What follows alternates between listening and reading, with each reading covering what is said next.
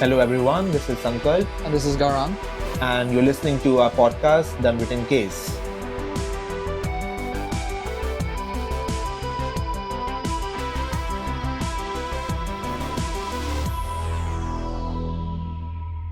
All right, welcome back to another episode of The Unwritten Case. Today we have Niraj Suresh here. Welcome, Niraj. Thank you. It's a pleasure to have you. And with that, I think we're just going to get started right into it. Sankalp, you want to start? Yes, I will have the pleasure for starting this Section C shout out.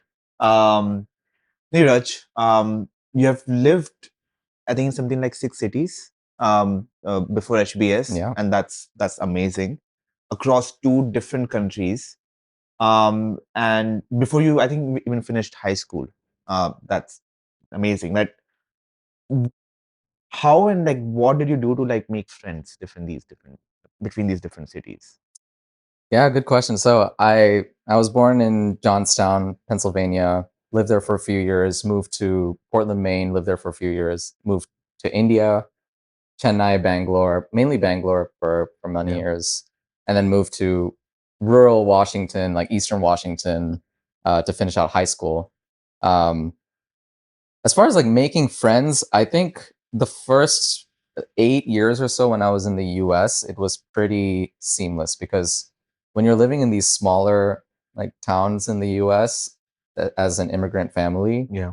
you kind of find your community pretty quickly. Like my parents, this was most of this moving around was because my mom was a doctor and she would kind of go to Oh, these more underserved areas to work, and so my dad would kind of follow along. okay. Actually, all of these moves are because of my mom's profession, which is interesting. But so, like in Johnstown, they had a community, like a small Indian community that we would meet regularly. I don't really remember too much about those days. Um, in Portland, and again, it's a small Indian community. I had a few friends there that at the time were like it's my best friends. We did everything together. Um, and then we moved to India, and I think that was the first like really big culture shock, because I was used to I don't know, like the environment in the US, especially at like the primary school and like initial elementary school level, is it's a lot more lax. It's a lot more creative and um like a more fun interactive learning environment. Okay. And you get a lot of breaks. You get like recess, you get nap time, you get Yeah. they kind of like they ramp it up to a more academic thing when you're in late middle to high school. Um, whereas in India, it's not. It started day Oh, yeah, one. day one. It's like I remember we moved to Chennai, straight from the US, and I got put in a school there and it wasn't like there's still degrees of schools in India, obviously. The school I was put in was like notoriously very strict, and like it was almost like 20, 30 years behind, more very traditional, like Wow. like very Oh strict, like wow. beating children still to a certain What? extent. Yeah, it was. And I just remember not fitting in at all. It was like extremely stressful.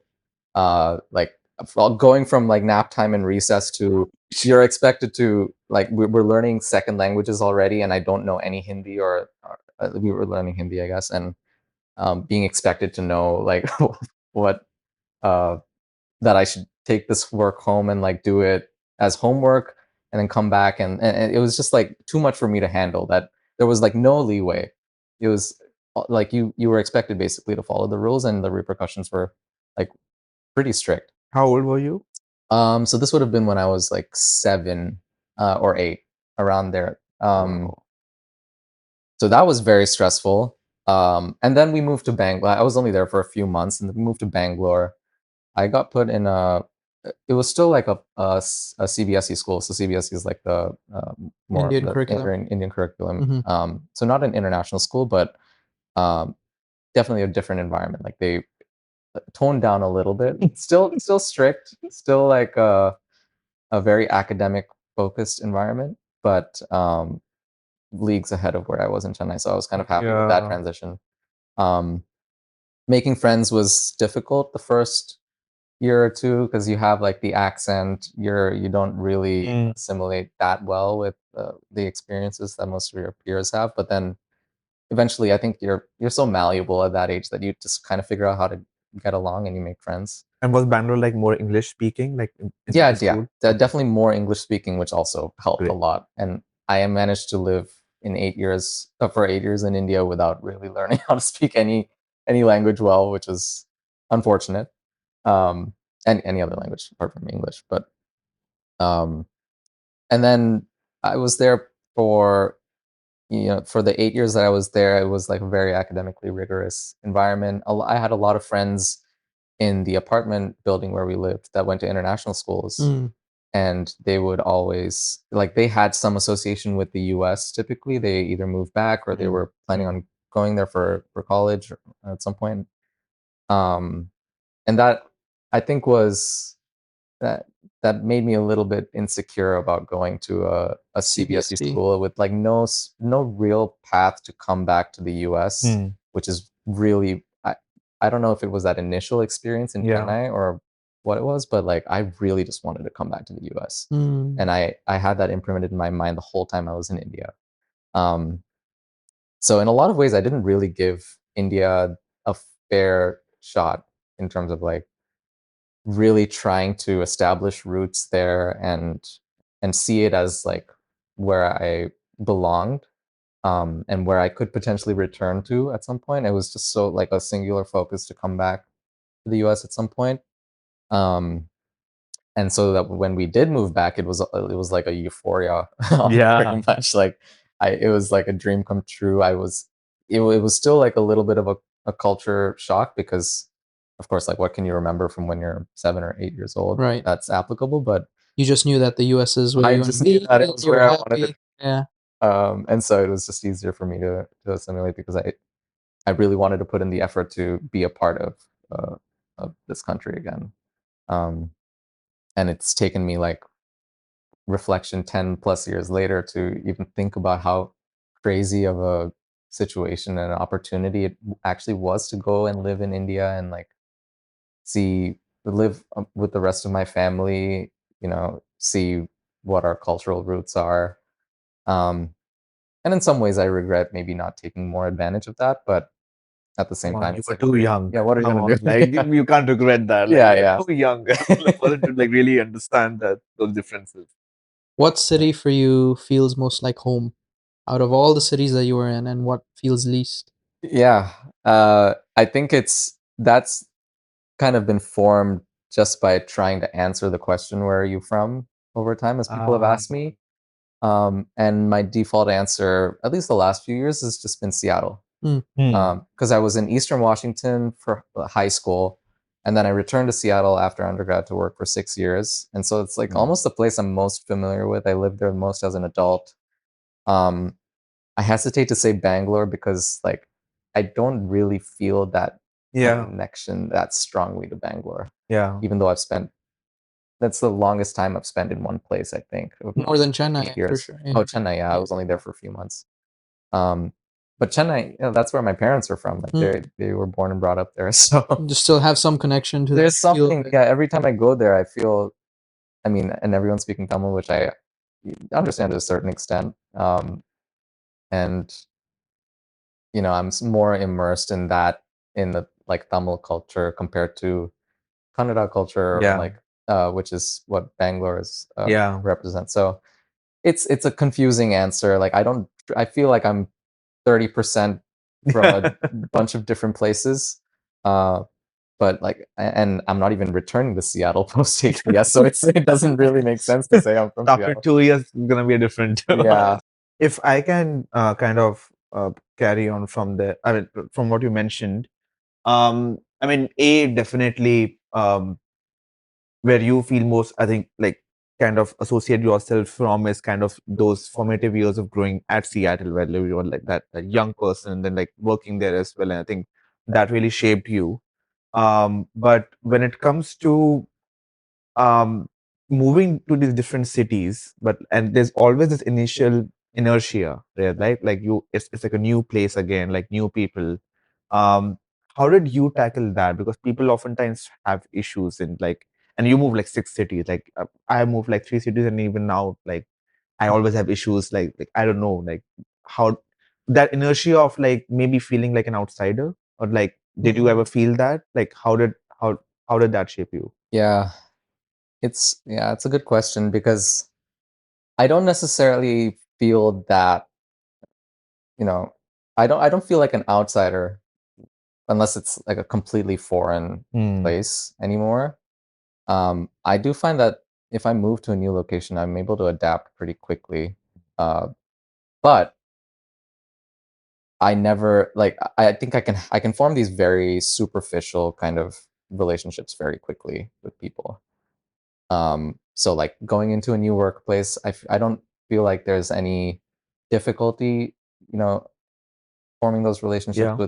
with colleagues, and even to a certain like we can establish pretty close relationships too. But I know that it's going to be really hard to get past a certain point just because I don't have that true, truly similar shared experience with a lot of people Yeah. that I'm going to interact with. And I think it is. I mean, it's different in these bigger cities. Like I'm going to San Francisco post HBS, and we'll get into that. Like in Boston here, like everyone is coming from a different place, so we all have at least that in common, which Right. is we're not from we haven't grown up in Boston typically, and we all have varied experiences, and we're trying to get to know each other, and we can bond over that. Mm-hmm. Um, but I think having a sense of belonging, like core belonging to a specific place that you can call home is something that allows you to form a strong bond with someone else who has that same feeling, but to a different place. Yeah. So like if I feel like I've grown up and I have a strong bond to a city like Seattle, I feel like that just grounds me in a way that I can relate to other people who share Mm. that feeling. Whereas for me, it's almost like I don't really know how to relate to people who have Yeah. that feeling about a place. Yeah. Um, and I don't know if I'm really making sense now, but like No. it's kind of a weird like Yeah. I feel like I can get 80% of the way there forming a relationship with someone, and then that last 20% is tough because I just don't really know who I am myself Right. to a certain extent. And essentially, there is one pillar deep down that kind of I think grounds you, which is I think Seattle probably like okay, like this is where you belong to, and then like I think then around that you kind of start building relations, Hmm. and like there's this like level 3 level like in my terms of in my framework, the way I'm also making relations, it's like one is like some superficial relations that get built first, just like with whom you are cordial with, like the first 2 weeks in your section, right? Like you go with them for happy hours, you meet them, and I think that's how persons get built. And then from there onwards, there are like several like one-on-ones and then several other deep connections that start getting built, and then at level 2 and level 1 relations Hmm. get built. But essentially, there's that common pillar underneath that. Okay, like this is where I associate myself. Like this is like I'm Seattle, and then like from there onwards, you kind of build different relations with different people around yourself. So there has to be one grounding factor Yeah, that essentially, I think, removes that fear of feeling of the feeling of being an outsider. yeah, I I, I Mm. tend to agree, and I think it is also just like it is nice to have like a place to go, you know, Yeah, and a feeling that like every whatever else happens, I can like I know I can go back to this place. I feel like I belong there. yeah, I just know I can relate to everyone else who's also grown up in this environment, and it's in my back pocket yeah. almost, right? But at this point, like even since I've come to undergrad, my parents have moved 2 other times, Mm. and so now when I Wow, it's still yeah, moving. they're still on the move. So they moved to Phoenix, and now they recently moved to Tampa. Oh, And so it's nice to go obviously visit my parents, but yeah, apart from visiting them, like I don't have any other connection to Tampa, yeah, right? Or I didn't have a connection to yeah, Phoenix. Um, And this is after you left, like for undergrad. So now yeah, they've also moved. So you have absolutely no relation to that place either, right? You're yeah, just visiting exactly. them. Like I at least made friends with like my friends from high school, like most of their Seattle. families still live in Eastern Washington. I Yeah. think that would have been that Yeah. could have been a home base of some sort, but nope, Not anymore. My that's also God. so it's Interesting. Yeah. Tell me about your like how have your ambitions evolved? From like from a kid growing up in Bangalore to then like coming to US and then like also like growing up in Seattle, like how has those ambitions keep on evolving because the context is so different of like Mhm. growing up in those different regions. Yeah. There are different as we call as gold stars that the society tells you to gain in different contexts. Like how did that happen? Yeah. I think my ambition evolved in a very like Indian academic Mm, setting kind of way, you know. So you'll definitely relate to yeah. this. I was definitely too young initially in the US to form any kind of ambition about what I was going to do professionally. I was very interested in music, but I don't even know how deep that interest got while I was Just here. general music. I started out playing like the keyboard and piano pretty early, Oh, probably 6 or 7 years old. But that was it really picked up when I was in India, and it became like a really true passion. I just think that the the academic environment, the school environment in India is in large part not conducive to some of these creative yeah. uh, Arts. arts like kinds Hmm. of opportunities. You know, Mhm. I think if it is like a lot of people going through the same journey of you are systematically ranked and like there's a set curriculum that everyone has to follow. There's a very set standard that you have to meet. And that's the absolute truth. Yeah. Yeah. And if you meet that standard, you get a lot of external validation. Yeah. And that I think ends up shaping a lot of people's ambition in India. And That's that true. certainly was true for me. Like That's you just true. see the milestones so far in advance. Like by the time you're in fifth or sixth grade, you're already like thinking about the structure of like tests and exams and like what the bar that you need to hit on Yeah. all these various subjects. And then past that point, it's like, okay, you need to start thinking already about the IITs or like Yeah. the What's next? entrance What's exams. next? What's What's next? next? Yeah. Like what is my neighbor doing that I'm not Yeah. doing? Mm. Right. And that happens at the parental level too. Like what are my friends' kids doing Yeah. that my kids are not doing? Yeah. Um, You face that? yeah, definitely. And I wouldn't say that I've definitely seen a lot of people who faced it much worse than I I'm did. sure. As we like, there's levels to this, right? So I don't want to at all claim that like I had some terrible childhood and like my I Yeah. Yeah. forced Yeah. into, you know, but it was definitely like academic Hmm. focus. Like you're kind of sold this idea that if you just put your head down and you ace every single test and you get into an IIT or like something equivalent, then Yeah. you're set. Like Yeah. that should be the only goal up until you graduate. And like you can fit in these little pursuits and hobbies along Yeah. the way, but like that is your primary focus from a very young age. Um, and I kind of bought into the Kool-Aid a little bit because you see your older cousins and older friends do achieve some success there, and then that's what everyone talks about, and you want to be that person, Yeah. right? Um, and and so that's kind of how my ambition for being really good academically, at least in certain areas, was. Now I was never good at some subjects. I never Mhm. learned Hindi clearly, Mhm. but um, but like when we moved back to the US, it was kind of a continuation. And what I realized is that in the US, I think the goal of the education system is it's a lot. There's a lot more flexibility that's offered to students. Yeah. Like it's not in India. It was almost like what are the three streams that you can go into basically when you get to Engineering, yeah, engineer. doctor. Yeah. Yeah, it's like engineer or it's like There's physics, art. biology, Yeah. and There's yeah, arts, Those subjects. humanities. Yeah. There's commerce, and then there is science. yeah. There's Mhm. like three distinct paths, Yeah. and it's either doctor, engineer, or lawyer, pretty much. Yes. Um, sure, and sure, maybe you can pursue something else, but then it's very against These your three are pretty yeah. much Whereas in the US, I think you're left to explore a lot longer, and you're not expected to decide what you want to do so early. there's less pressure. Yeah, there's less pressure. But if you're very driven and you do know what you want to do, I still think that you're better off in the US just because you have incredible academic resources over here.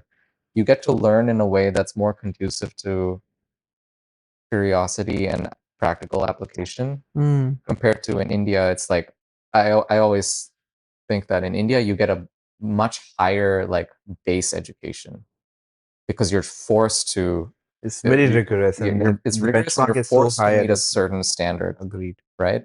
But if you're already intellectually curious and driven, I feel like there's a higher ceiling if you're here because you just get access to so many more opportunities. Um, and so coming back here, I found a set of peers who were also very academically driven, and it almost felt like it was a continuation of India in the sense that like my ambitions didn't change, but it was a lot more like I felt like I was in control because it was very self-motivated and like peer motivated rather Yeah, than like the school yeah. like top down kind of pushing me in that direction. Um, but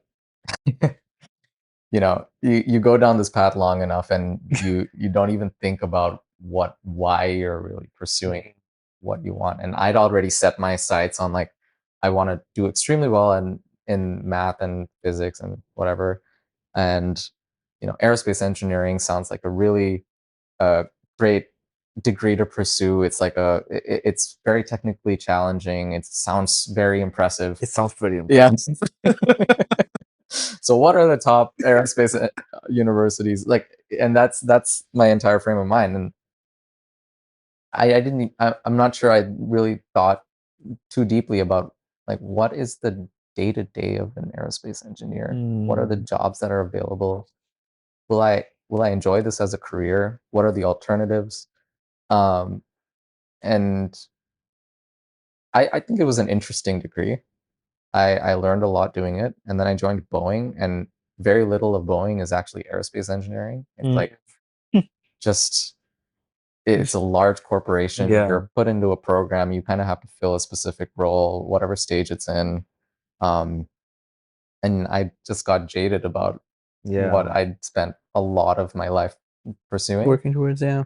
Um, and I think this HBS experience has been a really good way to take a big step back and reevaluate like what is actually intellectually stimulating for me and what could I devote the next 20 to 30 years like well what is going to set me up for a fulfilling 20 to Yeah, 30-year career from here on out. it's like course correction. Yeah. Mm.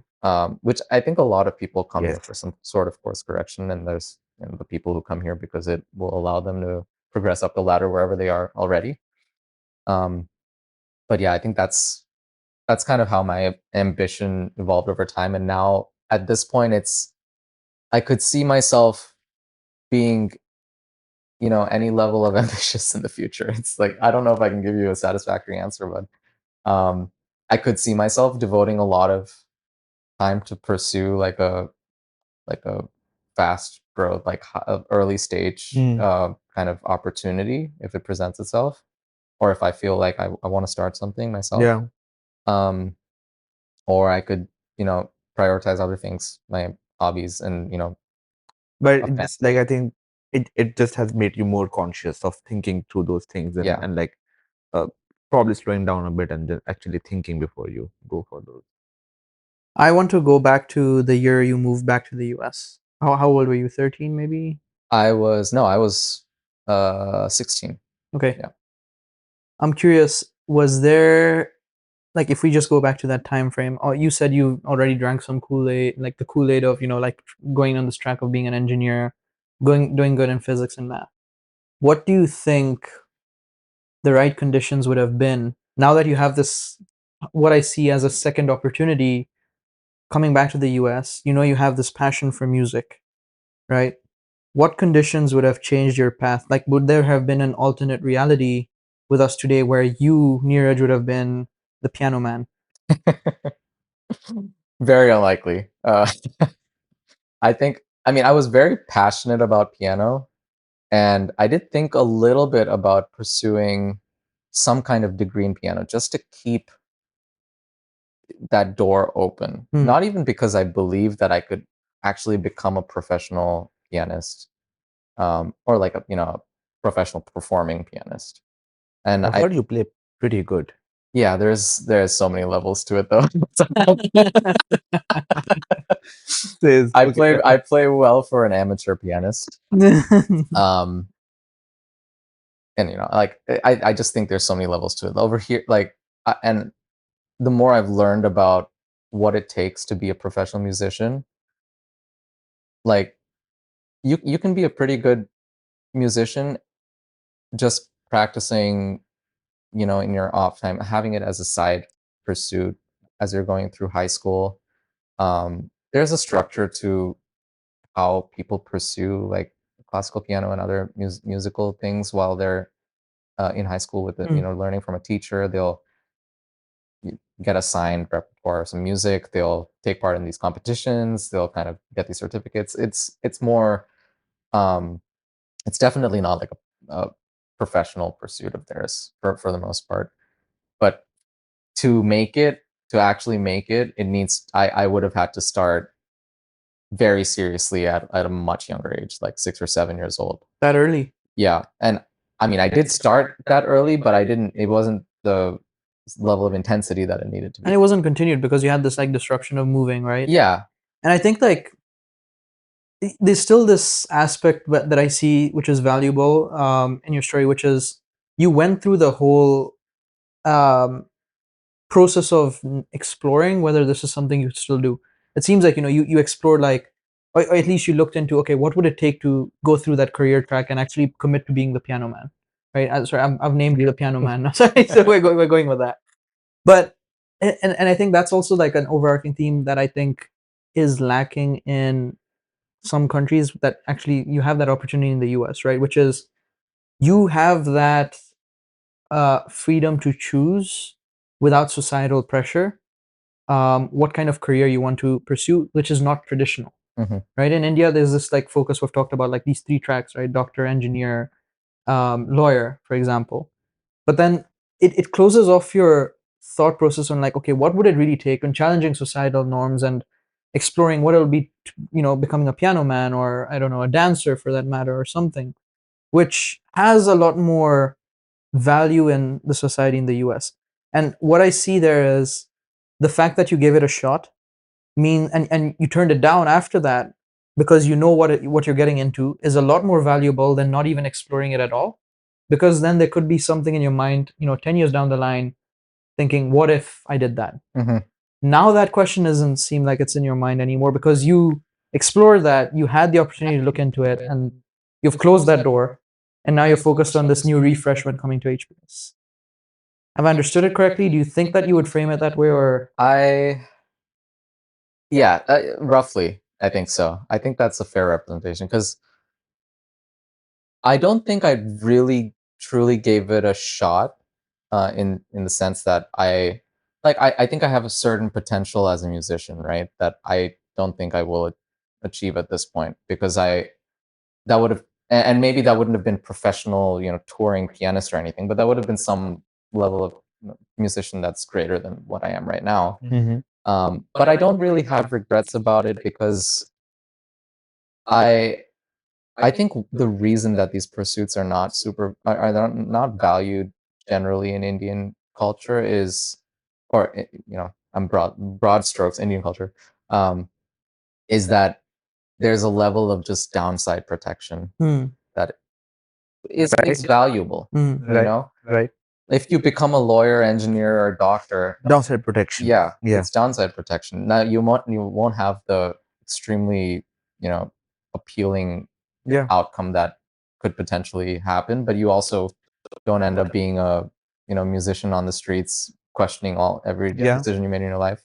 Um, so Hmm. I think I have a very practical view about this, which is that I'm sad about the fact that I could have maybe been a better musician and it could have been a more fulfilling part of my life. But I know that the trade off is that I might not have made, like, I think where I am professionally, the work that I was able to do Mhm. in while I was in Seattle, and coming to HBS, and like what my career looks like is kind of worth what that trade off was, and I can still pursue that as a hobby, and there's nothing really stopping me from continually improving, at least being the best version that I can be at this point, Mm.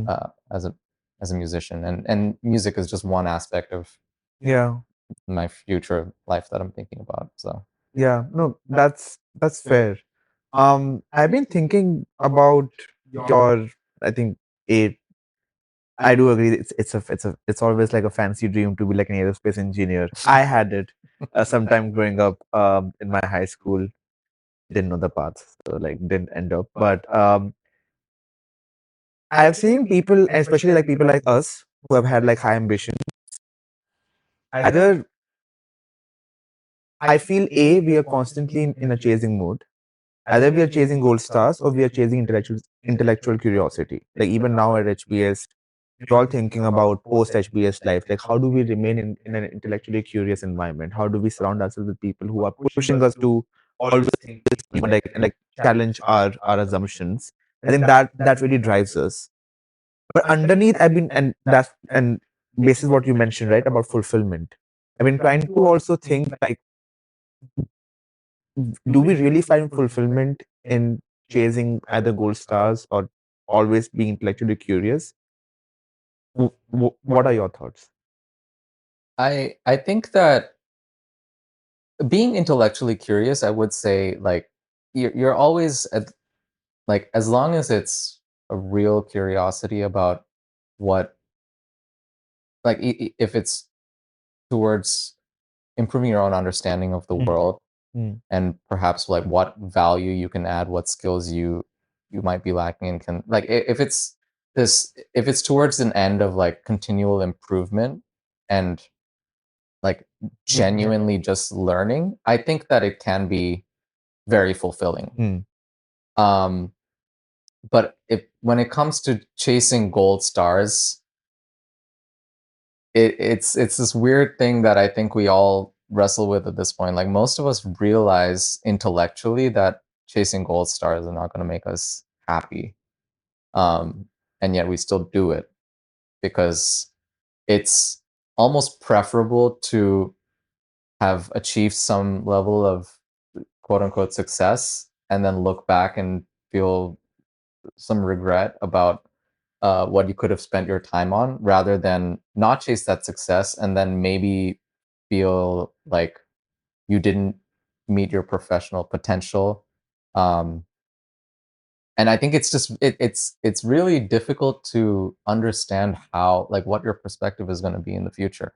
yeah, Like what are you going to value, yeah, and you'd rather just play it safe and yeah, go the traditionally successful route, yeah. and then course correct at that point when you have the Yes, resources and the means to do yes, it, right? Rather than making that decision now and then maybe your values change, maybe what you prioritize changes, yeah. but you haven't prioritized, like, because you haven't pursued any professional success, you're kind of on the back foot. So in a way, we are still protecting a downside. We are, yeah. Yeah. And I think I've met a lot of people here who are better at, not giving into that feeling Mm, as often as I think some of us do. Like the people who are they don't come from they don't have a lot of money mm, to fall back on, mm. and they're still pursuing something that might seem risky, but that's almost, I think, their conviction about the idea that they're pursuing Very high. almost guarantees Yeah. some level of success if you pursue it long enough. And it may not be Mm, exactly what they're pursuing at the moment, but like that will manifest as success just because of their single-mindedness and their conviction. yeah. Um, and even though I can acknowledge that, I still, like, I'm too risk. I don't know if it's risk Yeah, I mean, averseness or, that's just our nature. yeah. Yeah. I think like who have heard this so many times. I'm sure you were in Reza's class, right? Yeah. At some point, so you've probably heard this, that HBS is the platform that gives you the opportunity to protect your, well, not even worry about your downsides anymore. So why not take that risk now? Mhm. Should focus on the upsides. Do you agree with that statement? Do you think that this is the point in time where actually we should be less risk averse and we should take that jump, that leap of faith? Or do you think, we should still have that calibration of, like we should still go on this like path that we've been continuing now that we started off on? Sure, maybe recalibrate to what fits more ideally into our career path trajectory, Mhm. but then still proceed with caution, not just take a complete like blind leap of faith. I'm curious to hear what you have to say about that. Yeah, I don't know. It's a it's a difficult question because I tend to think that there are certain personality types that are better equipped to do that, to actually take that leap of faith and pursue like a, a just an idea, right? Or not even an idea, but this just pursue this lifestyle and this path of like just trying to build something from scratch and not have any certainty in the near future, right? Um, I don't know if it's for everyone. I don't know if like I am the type of person who could do that and be successful. Yeah. Mm. And I don't necessarily want to disagree with what Reza's saying, because maybe it is the case that if I did, you know, cut off all the lifeboats Yeah. and I was forced to swim down this lane, then I would figure it out. Yeah. Um, but but that's never really gonna be the case where like I have no other options, right? Um, if I if I come out of here and I decide to pursue like an early stage venture or found something, if I don't have a strong conviction about that idea, I'm the type of person that I don't know how long I could survive in that mode without looking for other opportunities or maybe bailing myself out. Um, so yeah, I don't know. I think it's an interesting it's an interesting It's a thought. challenging question, Yeah, like I was thinking about that as well, so I just wanted to hear your yeah. thoughts for sure. One other question, like related to what we've shared today. Given the fact that you've moved through so many cities, right? I do see some silver lining where you've had this opportunity to get to learn from different cultures, right? I would probably put that as I don't know if you would Yeah, consider that a silver lining absolutely. for yourself. Um, Moving forward, right? So you met Neha, Mhm. your wife, in Seattle, right? Or is it Georgia? Sorry, Georgia. in Yeah, Georgia. Georgia Tech, yeah. Um, what kind of life do you want to live, for the future generations? Do you still see value because you're accustomed to this lifestyle of moving Mhm. around? Do you still think that you're gonna continue that norm? Do you think like, moving around is something that you see in the future? You want to stay stuck to one place? Like I'm curious to hear from someone that has had these, movements around in Yeah. childhood. I think it's both.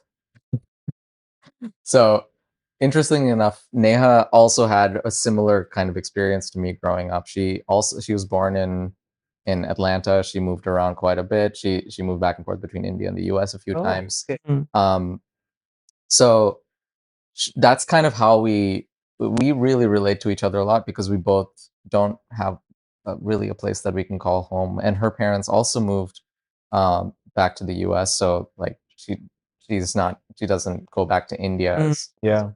as her home. Um, but she did have a very different experience in India. Like she has much fonder memories of growing up in India. She has a strong friend group that she formed in India, and she still Wow. maintains contact with. And like, so it's a very different experience than I had. Um, so I think both of those perspectives are helpful, and I think that also helped me realize that like mine was a very weird like uh, dream slash ideal that I had in my head that kind of skewed uh, my experience in India, and that's not what everyone's experience is. As far as like the future, I think I think that we are prone, just from how we grew up, to identify flaws where we are and look for the next place that might be like the Mm, panacea, which mhm. is not a it's not a great thing. Like we both agree that we want our kid to have a much more stable Yeah. experience when they grow up, right? So we love the idea of just settling down in one spot, and like I especially I love this idea of like staying in one, like we buy a house around the time that we have our kids, and like that's we stay in that That's house really sweet. indefinitely. Like that's the house that they remember growing up in. Mm. Uh, because maybe I'm idolizing that because I didn't have that, but Yeah. I just love that idea. But I just wonder how realistic it is, given that we have this predisposition to Move. move around. Like we Planning love to this idea of staying in one place, but I don't know if like in practice we will find that place that Yeah. we actually want to stay. Yeah. Um, so we'll have to see. Like we're moving to San Francisco post HBS. We've already kind of decided that we won't be in San Francisco long term. Oh, God. Like It's we're already already started. looking to settle down. Yeah, which is incredible. Like who knows? We might end up staying there. But because both our parents now live in Tampa, her Mm. parents as well. Oh, nice. Okay.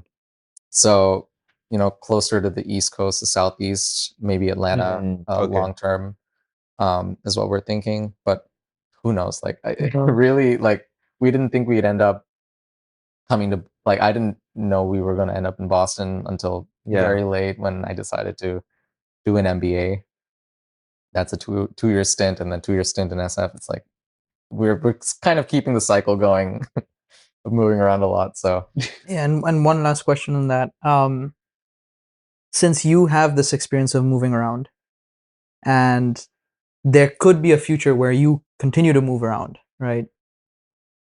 What do you think it would take to have your kids be comfortable with the idea of moving around, right? Because you've gone through it, so you know what lacked, you know, what was the challenge, and how do you think that would, you can solve for that issue or that challenge when moving around? It's a tough question, right? yeah, But I'm just maybe you have thoughts on that. yeah. I mean, I'm hoping that this isn't an issue because we won't be moving around. But if if that ends up being the case, um, I think I don't know if I have a good answer for that. I'm just I don't even want to consider that as like a An possible option. reality. Mhm. Like at most, maybe we like the first few years of after our kids are born, like we're in one city, and then like a professional opportunity comes up, or Yeah. we decide for whatever reason to move somewhere else.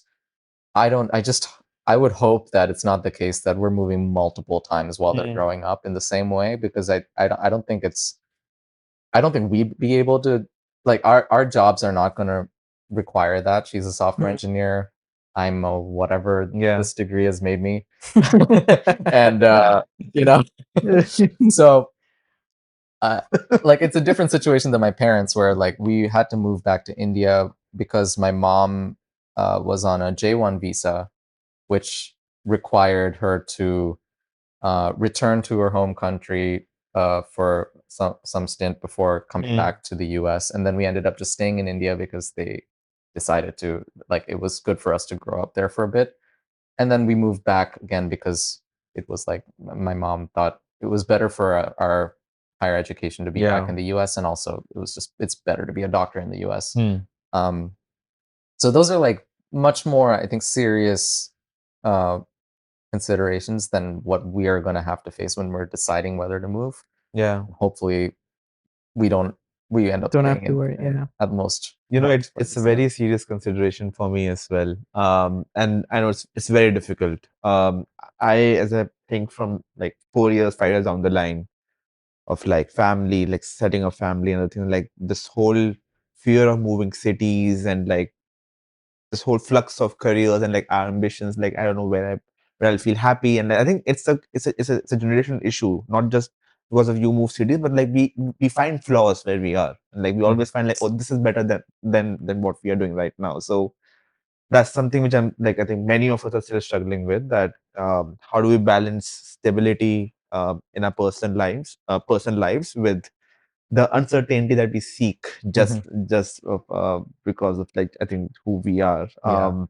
I think that's the new norm, though, Sankalp. And I feel like this is going to be a lot more prevalent in the future. Yeah. Earlier years, sure, like my parents had the chance to have that stability. I think my dad specifically turned down some offers from different countries that he was going to take so that we could have that stability, and it was a very tough choice he had to make. But now, even like moving forward, especially with the amount of globalization, maybe that continues. We don't know. I think it's just going to be a lot more prevalent that we're going to have families moving around more and more and more, which means that stability comes into question. So to me, it's just like Yeah. I have that question in mind. I'm just curious about that point where future generations need to have that sort of balance on being comfortable with the idea of not having that stability anymore. Yeah. Maybe that is the new norm. Maybe that is the new future, the new truth. But I'll just probably, just being a devil's advocate, maybe the future generation need to think how much growth is just enough. So I think So that you so prioritize that stability. we prioritize stability. I think we are constantly chasing growth, and I think that keeps us always, I think, remain in a state of flux. And it's a very important question that there are so many opportunities that we all have now. When like what's the level of growth that's just enough, where we for a while just pause and then restart. I think that's very tough, but something that needs to be answered Yeah. soon.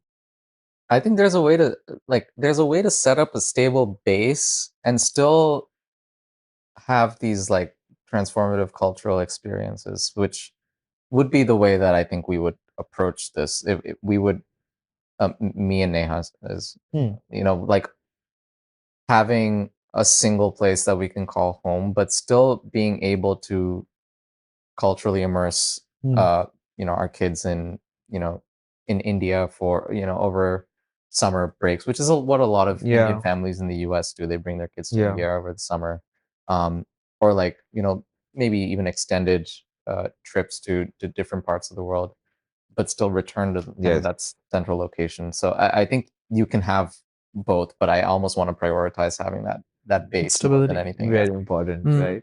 Yeah. So let's hope you're in San Francisco 10 years down the line. You're flying to Boston.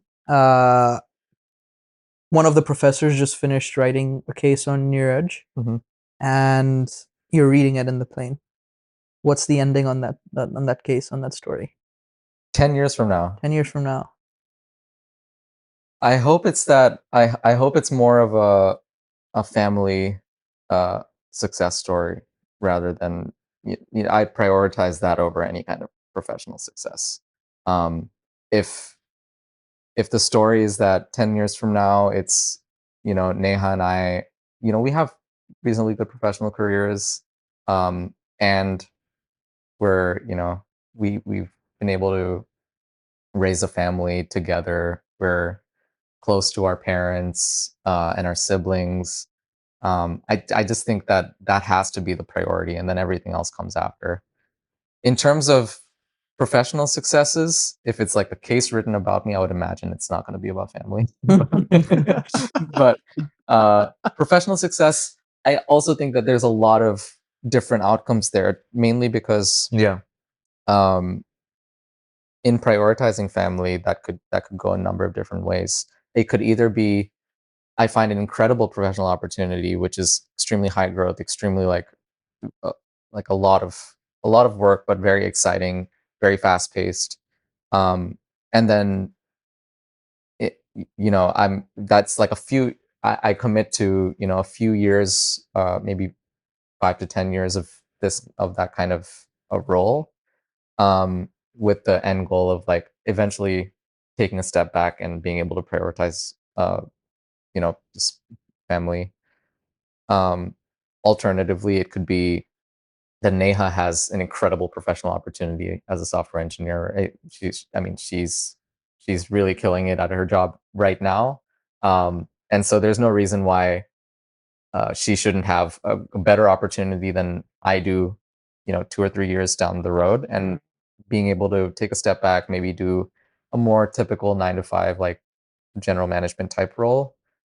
Because if I think overall the success of both of us as a unit and our family needs to be optimized, whether that's at the expense of mine or her professional success, or maybe both will flourish. I think it's just a very difficult thing to predict in 10 years.